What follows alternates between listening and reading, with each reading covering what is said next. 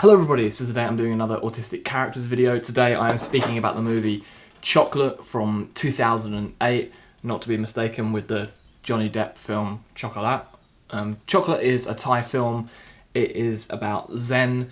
Zen is a girl with autism and her mum has got leukemia. Her mum used to work with these gangs and her cousin finds a book of people that owe her aunt money, and now Zen is going to go up against all these people to get that money. So first off, let me just say there will be spoilers here today for the film Chocolate. If you haven't seen it, I do highly suggest checking this out, but today I'm going to speak about the things where we show Zen is autistic and, well, they sort of get right when they get wrong, but I don't really have a problem with this film. There's a lot of films where they do autistic characters and I do have problems with them. With Chocolate, I don't have a problem with it. I said back in my Please Stand By video that I hated this whole trait that you have characters now, that autistic characters, where they straighten up the pens, the coloured pens at the beginning. Power Rangers did it, and Please Stand By did it, and I've seen a lot of other films do it. In this, the tiny thing that Chocolate does is at one point, because Zen is really into sweets, she's lining up all her coloured sweets at one point, but that's the only thing that really stood out to me. It's such a fast scene that it didn't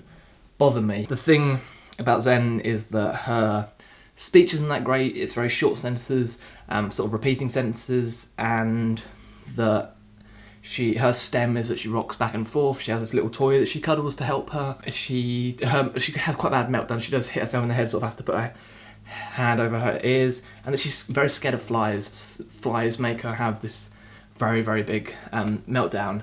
But her thing is that she can mimic all the fight moves from every single action movie that she's seen, all the martial art moves. The thing that is most stunning in this is the film Ong-Bak and Warrior King. Those are the two movies that she's watching. They did originally in this film have that she was watching a Bruce Lee film, and but they weren't allowed to put that. Bruce Lee and Jackie Chan films, but they weren't allowed to put that in because of licensing rights. But this is just a very fun film.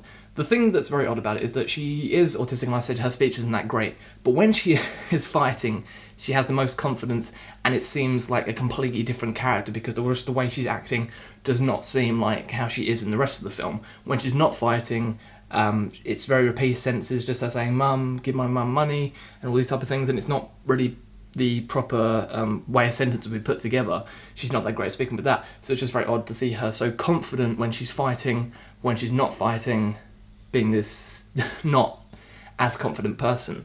I don't feel like they got autism wrong in here or anything. I don't feel that there's any big problems. They do get the whole stemming right and meltdowns and some speech. A lot of people with autism aren't that great at speech, so that's one thing that I sort of took away from it.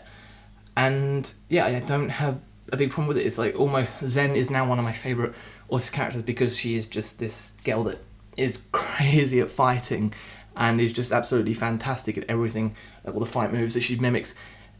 She knows how to fight very well. But with this character being autistic, I don't think they did it in a bad way. There's some films, like I've said, that can have an autistic character and can do it in a very bad way, but I don't really have any problems with Chocolate because it's such a fun film. All the fight scenes are so perfectly choreographed, and I just love it. I loved it so much. This is a film that I would definitely watch again. If you want to see a fun autistic character, that's probably a really weird sentence to say, but being someone with autism, I just loved this character.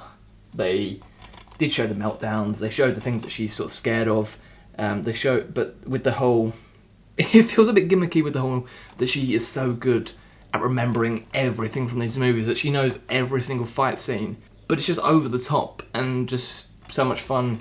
If you want to see a fun martial arts film, then check this out. The other thing they do with it, which is a tiny bit odd, is that she fights another boy in this film, and it's just around at the end of the film, and he has Tourette's. So before he's fighting, he has like these tics where his hands are shaking a lot. That's his Tourette's that he has, and he does this fighting which is Caprico. I think I've said that wrong, but it's fighting where martial arts and dancing and acrobats are all mixed together, so he's like break dancing while doing these fights, and that's a really fun part.